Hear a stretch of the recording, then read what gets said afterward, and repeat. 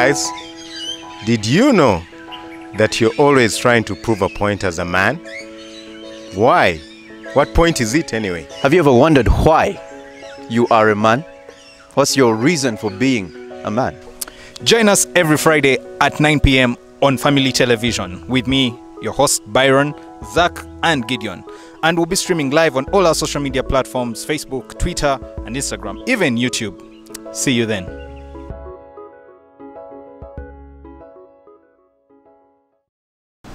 Welcome to yet another edition and episode of A Few Good Men. My name is Byron. I'm with the usual crews, Zack and Zack is usually this side, but Zack and Gideon. Guys, you're welcome. Thank you. Today we talk about a topic that many have misunderstood, and with the advancement, with the information era, it has been misunderstood and skewed for a long time, and that's dating. And both of you are married, right? Right. Yes. Yeah. And I have the privilege of being the one who is dating in this area. But you're dating? Yeah, I am. I'm dating. More about that. But before we get into the gist, I'll start with Gideon. If you were given the opportunity to be 18 again, what would you do differently in your dating life? This question assumes I had a dating life at 18. I did not have a dating life at 18. And for that reason, I wouldn't do anything different. I feel like at that age, I had a lot that was going for me, or that was going on around me, trying to figure myself out. I had an identity crisis that I needed to address. The things that we've been talking about, who I am, what am I about, what defines me. And so dating would have complicated matters a whole lot more. This does not mean I didn't like girls, or I didn't crush on girls, even fall in love. I think I did at that age, but making the choice. You fell in love without the knowledge of the one you fell in love with. I fell in love with the idea of the person. I was like, that must be something. She looks nice. Yeah. She falls nicely on the eyes. And she speaks nicely, and all these things that we are attracted to at that age. The way they look, the way they speak, how they handle themselves. Those are things that I fell for, but I didn't pursue the thing. Because I knew at that point in time I was not, and it had been drilled in me. At that point in time, as a Christian young man, it was imperative that you don't get into dating mix unless you are planning to get married. And so I had it quite a bit. Now is not the time. Now is for books. Now is for identity. What? So I wouldn't change much of what happened at that point in time, because I think I avoided a lot of complications I would have otherwise involved myself in, that would have changed even who I am now. So there's not much I would have changed. Mama, I know. Maybe the good issues at 18. Maybe the question would be when you started dating. I guess maybe. Okay. Why don't you say? Because when I started dating, that was some other plan. I mean, I wasn't dating at 18 as well. Something happened in S4. I don't know what it was, but there was a thing. It was a 2-day date. With an S2. It ended badly. I didn't know I was chucked, but I found out. Byron, don't laugh. It was serious, by the way. They broke up with you in S4? Yeah. I got the girl of my dreams. We took one night stroll in certain school. It was allowed. It was not allowed. But and I was happy, and I knew the deal was done. The second day, everything seemed okay. The third day, she was with someone else. I was not copied in. You didn't get the memo. Yeah, but I think if I skipped to the question that I asked, maybe when I started dating, so many things. I think that two things that stand out are being less selfish. When I look back, I was quite selfish. Yeah. About me, it's me. I want me. Give me. I want to spend time in my time or in your time, not my time. Yeah, that kind of thing. And then the second, I think I should have sought to be more willing to seek counsel. Yeah, especially with those people who are older and married. Yeah, I think those are things that when I look at. I'm not very far away from. Okay, I'm a bit far away from 18, but I'm not very far away from age 18. But if there was one thing I would have done differently, I think would be almost the same as you guys, but to involve others in my mix. Accountability, to be more accountable to others. Because anyway, let me just leave it there for now. Yeah. But Gideon, in today there are many definitions of dating. I meet many friends of mine and they say, we are casual dating. I don't know what they mean by that. Or we are just no, we are not dating. We are just seeing each other. Or we are just hanging. We're just hanging out. Just haven't died yet. Yes, but what's in your opinion? What is dating, or what are some of those other misconceptions about dating that you've had and that you could correct? First, I think that's a very good question to clarify on the definitions and what we're going to be using here on out. Because dating is a Western, it's from a Western culture. It's a Western culture kind of event where a boy takes a girl out on a date, and that is dating. That is how it originally was perceived. And over the years, it evolved. And here in Africa, we didn't have it much. You were betrothed, and the next time you see the person you are supposed to be dating, you're married to them. But now, because of the change of culture, because of the Western influence, because of individualism that came into the modern era, the postmodern era, where the person, the individual, is not necessarily one because of community. The promotion of this person is an individual in and of themselves, and they're complete in and of themselves without the added necessity of the community. So dating was informed by that kind of atmosphere. And so I went out with this girl and with the other girl and with the other girl, just trying to figure out who would be the best suitor. Or something you've never been into. Yeah.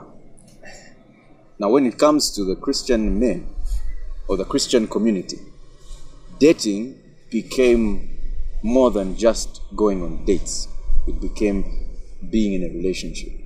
So, when you're in Christian circles and someone says you two are dating, they are referring to the fact that you are in a relationship.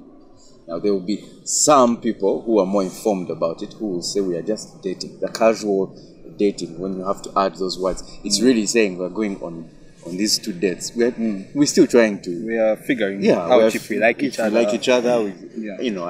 And I don't think that there's nothing wrong with that necessarily. What informs the idea of dating is the context in which it is used. If the two individuals know that this is just casual, we are just... So because when you say casual dating to a Christian who understands dating to be in a relationship, they will call it an open-ended relationship. You're there, you're in there, but you can as well date some. It's not exclusive, which then becomes problematic for Christians. So I think that the actual accurate definition for dating, as from the people that invented it, was the casual thing. For our context, it is committing to a relationship. So these things of going out for lunch, we're just a friend, you're just a friend, that's what they call dating there. The going for coffee, trying to figure it out whether you're in a relationship or not. That was what was originally dating. But now, when you're saying dating, we're talking about a young man, a young girl in an exclusive agreement, arrangement between the two of them that we call a relationship now. I think that is how I would define and describe that, so that we can throw off any other notion. Because when I say dating, to mean just going on a date to a Christian young man in a church, in a community whose view has been informed, I may be misrepresenting what I mean. Zach, currently I go to church and I hear the word courtship. I'm courting this lady, or it's a word that church folks use a lot. But what does courtship mean? And is courtship and date, are they the same or they're different? Well, it's a relationship. The hope is that God, the first commitment is to God, and then a commitment to the journey to eventually become one. I guess courtship would be saying let's do this thing, and I think the correlation comes in also with engaging or engagement.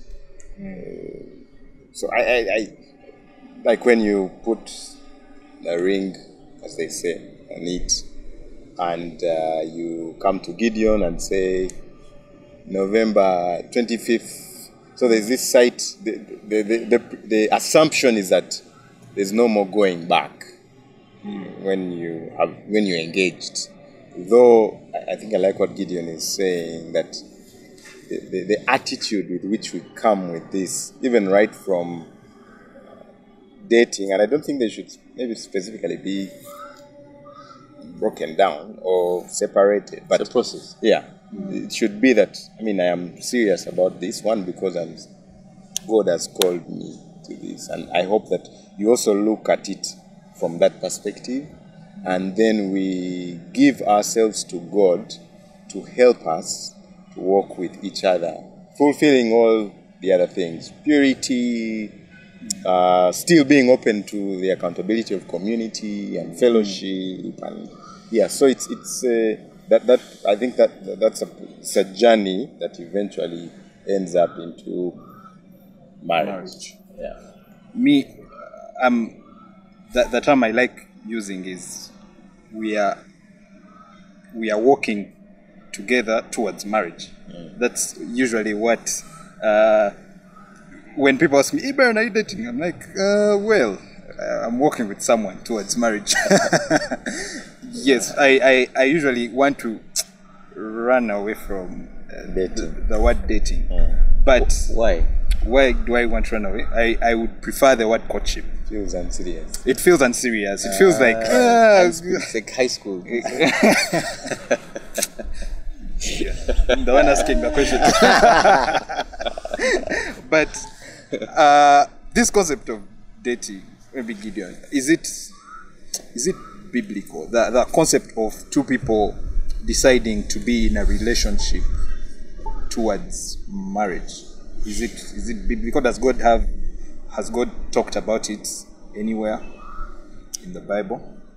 Well, I have looked through, combed through the Bible. I've never seen that word, but that is not to say that it is unbiblical. Just like ice cream isn't unbiblical. So I think the real thing should be what exactly happens In the relationship. in the dating, the courting. What are the principles that govern this action? So it's two people coming together in the hope to get married. Well, that from the beginning is that was God's idea. We always preach about it at every wedding. Marriage is God's idea. Marriage is God's. And when they're talking about marriage, it's the entire process. For this reason, a man shall leave his father and mother and cleave to his wife, and the two become one flesh. That entire process is God's idea. So if we're going to define what that process, or parts and bits of that process, as dating, as courting, as in relationship, as working together, I mean, you're just really describing a thing that God has created, and I think that there is, to answer your question directly, there is absolutely nothing wrong with dating as sin, with what happens within dating as sin in Scripture. I don't think that there is anything unbiblical about it. And yes, we get Christians who are like, no, you don't see the word dating in it's not there in the Bible. They too are growing in the faith, and so they will have notions that are inaccurate because they might not have much of the information, or they can't relate what God was saying with what is happening now, because currently what is happening in dating is a lot of sin, and I guess we shall get to that later on, but that's usually the issue. Zack, we see a lot of usually statements like, she is my everything, or he is my everything, or I can't live without you or without her. You are the air that I breathe. There are all these things that we usually say while we are dating, as if I see some sort of, I want to call it idolatry. Our focus is no longer on who God is, but who this person, or like Gideon was saying earlier, the idea of the person is. Do you have any comments on that? Well, what I think I understand through Scripture, Gideon will correct me if I'm wrong. No. But I think when we look through Genesis, I definitely agree with Gideon that while we will not look for the word and say courtship, dating, but we see journeys of people getting together. And I think what we see, for example, Jacob and how he got his wife, and all the different people, we see that God was at the center of this. God called them. Okay, we see God's involvement in this one, and interestingly, we see parents' involvement. So it was a big thing. The parents said, go to the other city, and when you go there, I mean, for example, Jacob's, I don't know by the how on point. I always think about this and I'm thinking, these guys, how did they know their things? Like you'll find someone at the well giving this. When you do this, and Google Maps of the spirit. But you see God's meaning, that it was clear. I think as Gideon was saying, this was God's idea. It came from God. It was not what we see as dating now is kamunoni. Let me look for that person, and what you're looking for is yourself. And so you find people coming to church to look for godly men and women. So they are not coming to look for God, like you've said. They have come to look for the partner. And they are looking for what they believe is, and hence what we have is that random try it out, which we really have. It is there are guys who have really been around the block, and they are tired. And I mean, we see that from the beginning. God is actually, I mean, God showed Adam, God, like all those things. He began this thing, and I think if that is lost, you know, even when for people who might be dating, when you mention your parents, it's too serious, man. I don't want to. It's too serious. But yet we see this happen. Like the involvement is actually there. They have a big say in what should happen. Now, when that is lost, of course, when it becomes about, you know, if you're having a conversation, say, "What have you been seeing?" And someone says, "I've been looking." Trouble. That's why. Not like that. Trouble. I can boldly testify that the way I met my wife was I was serving God. Honestly, I was not, searching all over. You were not church hopping. I was not. Honestly, I was not. And I mean, you would have conversation and think this person is really nice. And you know, the rest is history. You know. But I was seeking after God, I was serving God, and God, in His wonderful mercy, I believe, holding onto the scripture, saying, you know, I believe I don't have the gift of singleness. So in His time and season, He will show this to me. So the moment God is taken out of the picture, the idolatry that you're talking about, and especially when I am sick, I want, they should be like this. So you want yourself. Which is, I think that building on to what Zack has said, he was pointing out how it's about us. Let me make a reference to the individualism I was talking about. When it's like a movement, a world view of individualism, an individualistic worldview where the person took center stage, that everything revolved around them, that you're your own person, and you know, words like self-esteem, you know, self-love. And self-love and all that nonsense hit the So that's what shaped people's view on dating, and so now in the church, you know, we've got to hear words like, you need to be the hunter, you know, like a man needs to be the one that goes out and looks for, as if they are the deer that is so, you know, they're just there eating their grass, and we are going to hunt and eat scavenge. You get?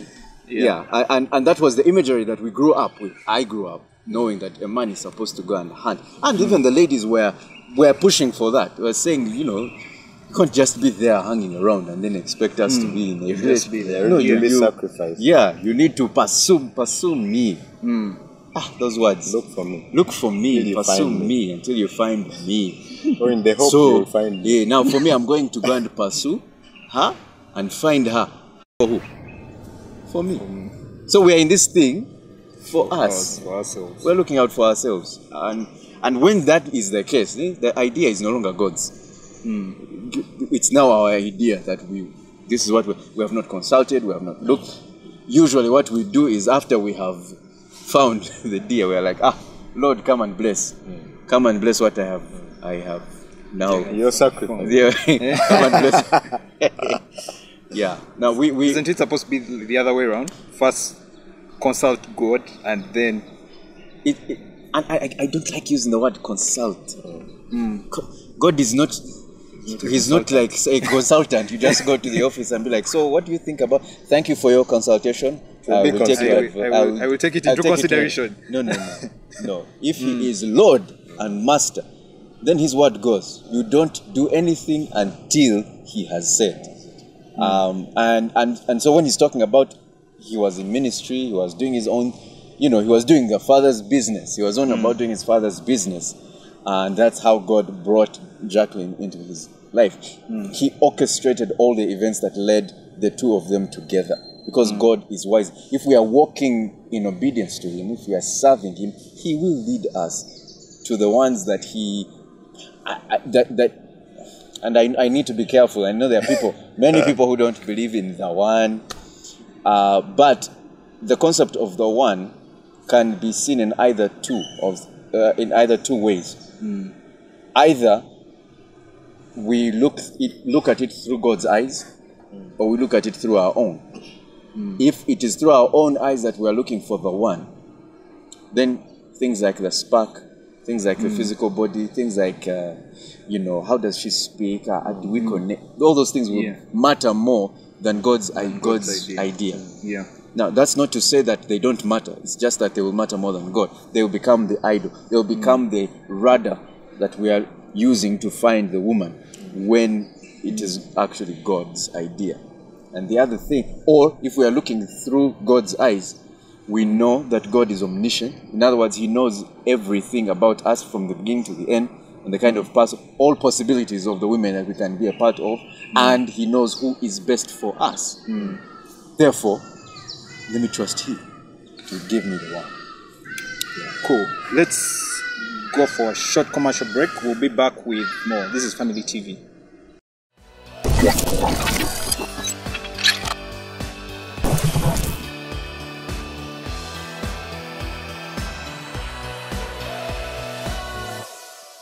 Welcome back from that break. This is A Few Good Men. Today we're talking about a topic that all of you have probably heard about or you're into, dating. For the married guys, you have passed through it. And I'm here with the usual guys. Still go on dates. They still go on dates with their wives. I'm here with the guys, Gideon and Zack. Before the break, Gideon said something very, I don't want to call it controversial, but it's a bit controversial. He mentioned, and you said that we are not supposed to hunt as men. But the scripture that I read says we must first of all leave our father and mother's homes and then be joined to our wives. But then we have seen also, and Zack was mentioning it earlier, that even in the Old Testament, the parents were saying, now you go to those ends, as if go and look for the wife. Clarify on that, sir. Okay. I will clarify using your very portions of scripture that you have brought to mind. The Genesis portion of scripture had nothing to do with hunting. In fact, that portion of scripture points to God bringing Eve to Adam. Adam was asleep. So, if you just want to look at that story, that poetic, the thing is that it reveals more of God's action in the idea of marriage than man's. So man was asleep. Why would God put man to sleep? People have come up with many ideas and saying He would have told God, I need the eyes somewhere here, But God, in His perfect way, chose that Adam be put to sleep and Eve is created. However one would look at that, the point is that God was acting. The point is that the whole thing was God. Then He brings Eve to Adam, and Adam is like bone of my bone, flesh of my flesh, and eventually the phrase, for this reason. For what reason? The reason is that God is the one who brought them together. For that reason, therefore, a man leaves his father and mother and cleaves to his wife, and the two become one flesh. That process is God's process. All other events of where a man pursues a woman tend to not work out too well. We begin to question. That's why we have many breakups, really. Many times we have many breakups. It's because we consulted God. We didn't rely on Him to lead us. Yeah.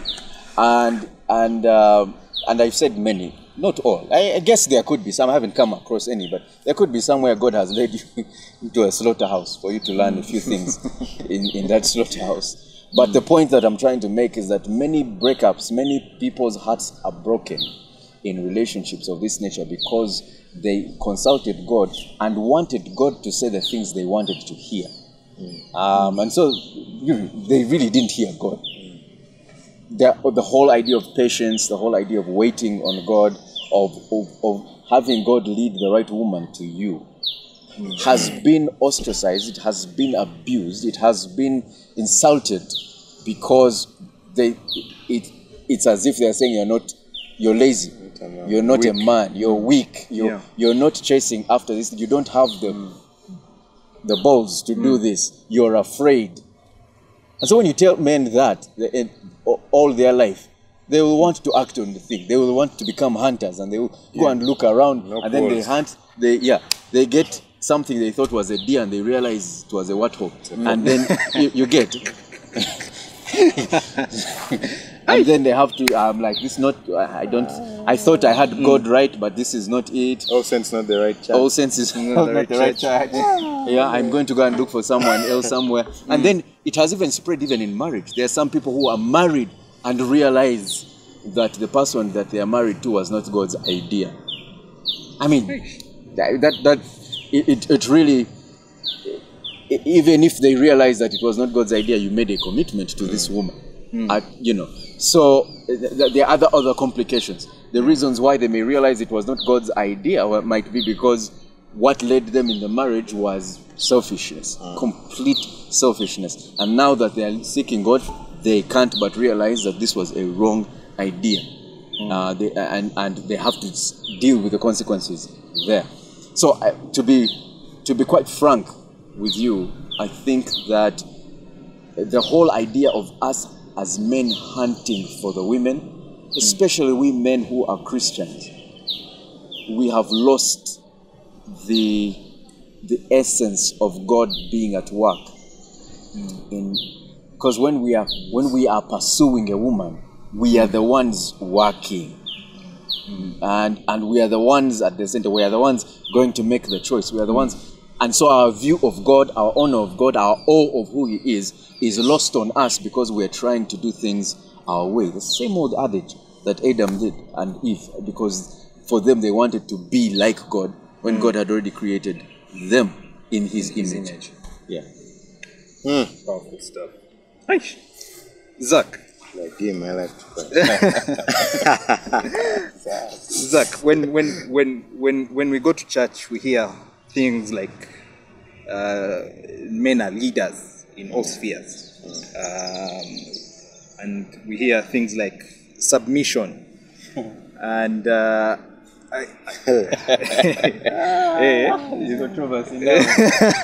so usually I've interacted with my peers, and usually they usually ask me, "Hey, Byron, are you leading her well?" And I'm like, "Okay." There is and there are conversations about leading her well, or is she submitting to you? Zach, are some of these things that we want as guys, particularly as guys, are we entitled to these things? I feel like we are not, but things like leadership, how I'm sure there is a difference between how you're a leader in your marriage and how I also I don't want to say I'm a leader in my relationship, but I'm also a leader in my relationship. Is there a difference? But also, are we sometimes as guys entitled to things that are not necessarily ours while we are dating? It's a long question, eh? Wow. Please, I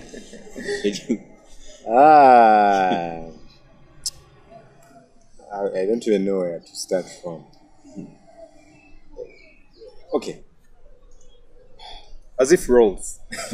What's my role as a boyfriend in a relationship or a girlfriend? How far do I go as a boyfriend? Okay. Let me begin like this. Even in marriage, I am not entitled to anything as a husband. Shy. I thought, anyway. Meaning I cannot go to Jackie and say, "Can you give me?" I cannot demand. Okay? Now, this, of course... Wait, why can't you? I cannot demand because I made a commitment to God to love and die for Jackie, as Christ would. I want to believe that the picture that is given for us as husbands is Christ, and wives being the church, right? Yeah. So this leadership that Christ calls us to is one of humility, death to self, denial of self, servanthood. In all those, I don't see demand or entitlement. It's not there. Okay? And clearly, the epitome of Christ's service was death. Yeah. There was no... It ended on the cross. For all his goodness and loving kindness, we repaid him. The reason that we look at the picture of Christ and the church and how what role or what Christ was doing, we look at service throughout. So if you ask me then, if I am dating now as a man, what does that mean? And two things come to mind. For starters, it's important that you recognize that you are in a community that God has called you to. Yes, you're walking a journey with someone, but you are not, and that's the hunter mentality. You have not come to get them out, take them somewhere away. So you must stay and continue to walk in what the community and fellowship demands of you. Breaking away from the individualism that Gideon is talking about. So you must, this whole thing of you're dating, then you're exclusive, then you're exclusive, then you cut away. For starters, your role, first of all, is to stay in fellowship and community. And the church leadership demands that of you. You must. Okay? Which means that the activities that you do, that take place, should also encompass what's going on, in the church. Two, the way that you look at this person, as I think Timothy, is it Timothy, who demands of us, look at your sisters with all purity. Okay, there's that place, meaning that if you were to ask me, is there some physical thing we should, like for dating and courtship purposes? No, it's not there. There's none like that. You still ought to look at her with all purity, as you would all the other sisters. Does that mean that you don't hug? You can hug like you hug your sister. First Timothy. Yeah, it's fine. Of course, you alone know your mind. If you know that they hug, I know people who decided not to hug because they are. But if you also know that this thing is taking you somewhere, then you have to be. Yeah, which means that in this journey, your commitment first is to God and what He demands of you. So the role you're standing in is Christ, which is leading her to what, in other words, you've come along her. You are not yet branching into the role of the husband, because a husband, as Genesis says, you leave father and mother and you're joined into this relationship. Now, like when I began, I said, even where I am, I do not demand, okay? But when we get into this marriage relationship, there are things that God has spoken about. But I'm not going to come to my wife and say, wife, why don't you give me? I hope, and the prayer is that God will convict her about the role she should play as I play the role that I should play. Yeah. So it's important for us not to... We are on the journey of marriage, but we are not married. Okay?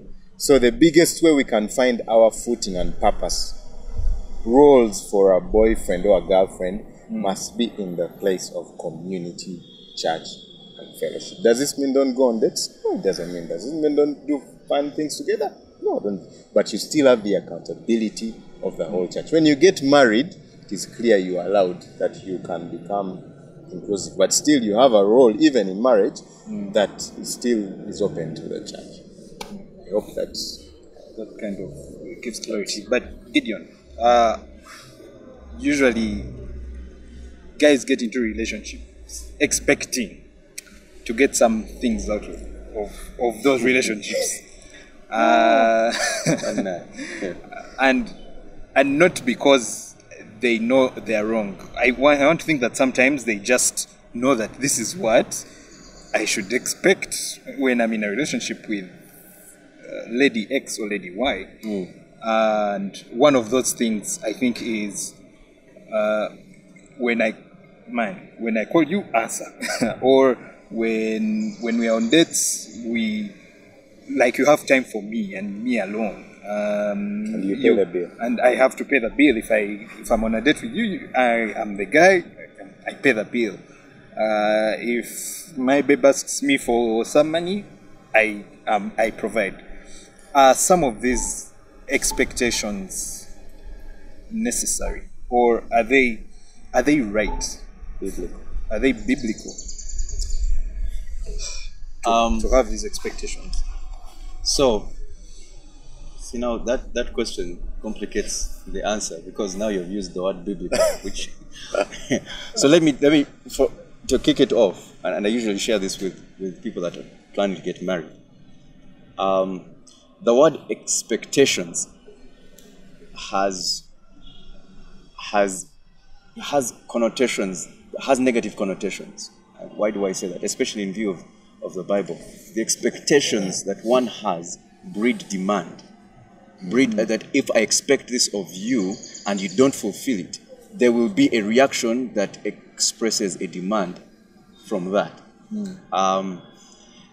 But then, you see, the person that you're going to date or get married to is a sinner. Hopefully saved by grace, but they're a sinner nonetheless. They will sin against you. They will hurt you. Assured. There will be one way or another where you will have hurt from the other person. If you expect them not to, and they do, it should be equal even for them to expect you to forgive them. Do you get what I'm saying? Yeah. So do you expect should you allow them to expect forgiveness from you? It is a very dicey thing, because expectations then point to what I want, what I want from that person. So I usually avoid the word expectations altogether, and I use the word expectancy or hope. These are things that I hope, and therefore my hope cannot be in them because I know they are sinners. I am hoping in God, who is going to help them be who they need to be. And so, as Christian men especially, because the rest of the world will demand, will have expectations, will have all these things placed on them because they have no hope elsewhere. A man who does not have hope in God will look for expectations in a woman to fulfill his desires. A man who has hope in God will hope in God to fulfill, because we know he alone, only God, can fulfill the desires that we have, and fully. So I think that when we look at it as a hope, then when it is expectancy that breeds hope, like a woman does not demand the baby to get out of her womb. She's expecting. She's hoping. She's expectant. You get it? There's expectancy of a baby to come out. But if the baby refuses, she's not going to demand the baby to get out. She's going to demand for the doctors to do their work for the baby to get out. But the baby, you can't demand. You can't demand. There is you have no choice but to wait for the baby to come out. And so, in the same sense, I will shift from expectations, what I expect of my girlfriend or the person that I'm working with, whatever it is you want to use. And then I will move to, I'm hoping that this is what, so I am hoping that they will not cheat on me. All right? This is my hope in God to deal with them. So you're no longer, they're not being faithful for you. And that's the problem. That's the problem with men. We are trying to be faithful for our wives or for our girlfriends when our hope ought to be in God. So that when Joseph said, you know, he outlined Joseph, when Potiphar's wife was coming at him. Genesis 30. Yeah. I think when Joseph was having a conversation with, he's like, your husband, Potiphar's wife, Joseph was telling Potiphar's wife that your husband has given me all these things, has entrusted me with all these things except you. And then he goes on to say, how then can I sin against, not against Potiphar's husband, but against God? You get, that's the mentality we ought to be having as Christian men who are committed to God and are saying he is Lord of our lives. We men ought to be saying, I cannot or should not, will not, by God's grace, cheat on my wife because I can't do such a foul thing to God. The moment our minds are, the reason men cheat is because they have forgotten that. It's not because they don't love their wives.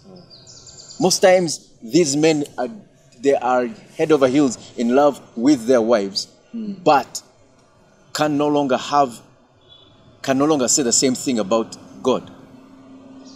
And so their passions, their desires, and their whatever that are unmet in this relationship, they will try and find them elsewhere. They can't run to God to find these things. And it happens to, to all men when they're with these women who won't have 100% of what they're looking for. No man will ever have a woman who has 100% of what they're looking for. Yeah. But because we are blinded from seeing the bigger percentage of what our women do have, we are looking for that 20%. We have heard of the 80-20 rule. We are looking for that 20% that is speaking to our desires, what we want, what we expect, what we desire that person to fulfill in us. We will fail miserably as men because we have been blinded to God as our source, as our hope to make sure that this dating situation, that this relationship, that this marriage actually works as He has planned it to. Powerful stuff. Zack, there is a question that young men usually like asking a lot. When is the right time to start dating? And I pose it back to you. Is there a right time? I mean, you had a girlfriend in S4. Is that the right time?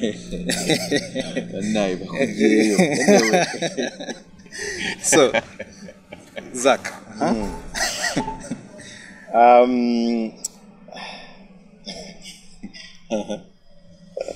Let's go candidate. Yes. Well, I that question, Byron, when is the right time, brings expectation.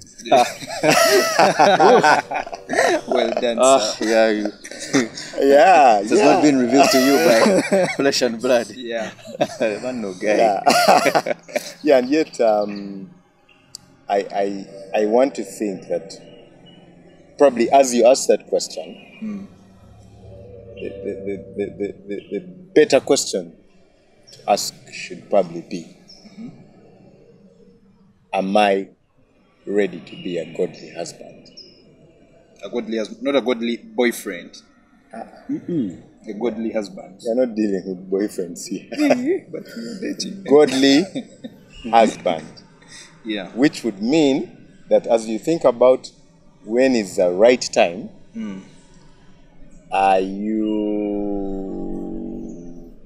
has God said yes?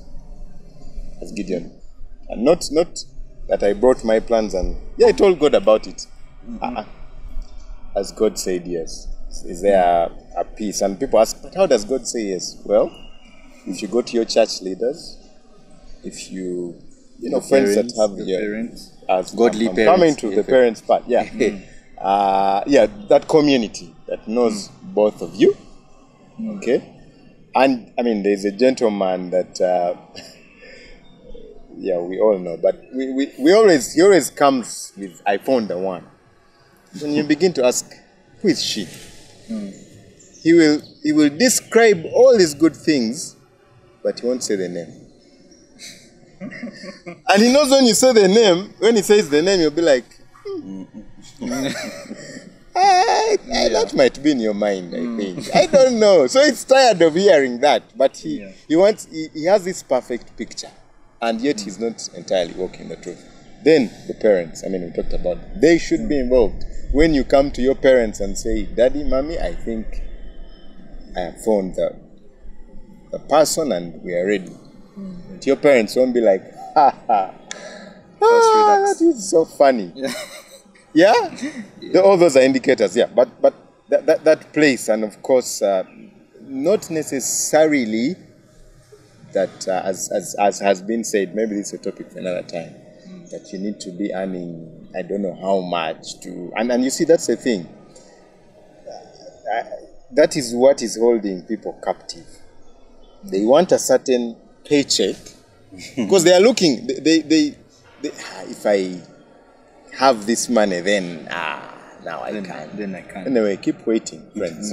Yeah, but that attitude that has been put around us, because honestly, if the Lord has brought to you a wonderful woman that admires, loves you, cherishes you, challenges you to be a man of vision, leadership, a worker, then money shouldn't be that big a thing. Of course, it has its place in preparation, arrangement, but it has its place, God being the overall. Yeah. So, if you're able to tell me, Byron, that I am ready to be a godly husband, the Lord has said it is the right time. Shame. Powerful stuff. As we finish and as we close, Gideon, do you have advice for a young man who anticipates that one day they'll get married, but there is an age clock there? They're thinking time is either running out, or they haven't yet found that one, or they're still looking for that paycheck of about 10 a month. How do you have any advice for that young man out there? I will say, let's first stop thinking about ourselves, and this is what I mean. Building on what Zack has said, our mindsets ought to be based. And I'm again speaking to the young men that claim to be Christians. That the rest of the men that are not Christians, the first counsel I would give them is find the Lord. If you don't want to do that, the hustle is real. And you're going to scratch, and you're going to fight people, and you're going to destroy lives as yours is also being destroyed. So for you, find Jesus. But for those that claim that Jesus is Lord over their lives, They also need to find Jesus. they need to grow in Him. You get it? For those that claim that Jesus is Lord over their lives, it needs to be seen in practical ways like those. When someone is wondering, for instance, when is the right time? If Jesus is truly Lord, the only answer that is going to be viable for him to move to any direction is when Jesus says this is the time. And you can ask all men who have been married over 30 that belong to Jesus. All they will say is, when you ask them, how did you know? Their answer will always be, you just know. God gave me this wife. I hated that answer so much, because for me I wanted practical ways. And the reason why I wanted practical ways is because I wanted to be the one that acts on this matter. Don't tell me, don't you miss Mania, God is going to show 7 steps. Yeah, I want the 7 steps of how to get the right woman. The 10 steps of choosing the right one. You get it. And that's kind of, the what we call it, a microwave generation that we have been in. We want instant gratification. We want instant answers. We want instant responses. We want instant wives. You get. And because we want instant money as well, we are pursuing life in that kind of way. Therefore, we have forgotten principles that Jesus wants to teach us, principles to do with patience, with endurance, with long suffering. These things reflect him in us. The reason we do not want them is we're pretty much saying we don't want to reflect Jesus. We want that girl to see me, not Jesus. Is she going to get married to Jesus? We ask. No. Is it? You get it? Yeah. So I think that, this is what it means to be a radical Christian. Forget about this whole lifting up holy hands and screaming all night long forever in a building and saying that you belong to Jesus. No. This is how it is lived out. When we are practically living out. So I am not going to get into any relationship.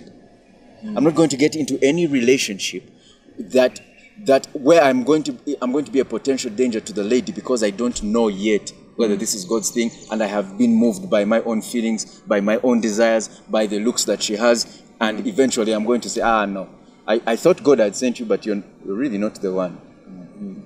Now, I get, and as I conclude, I get that there are parents whose young kids are bringing girlfriends home and boyfriends home. You don't know how to talk to them.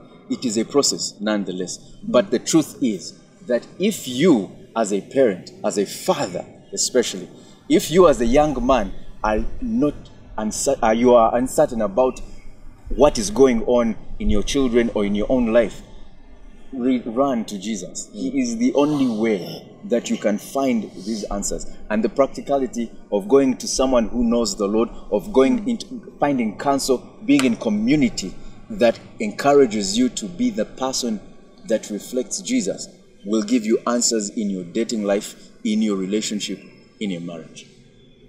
Thank you so much, Gideon.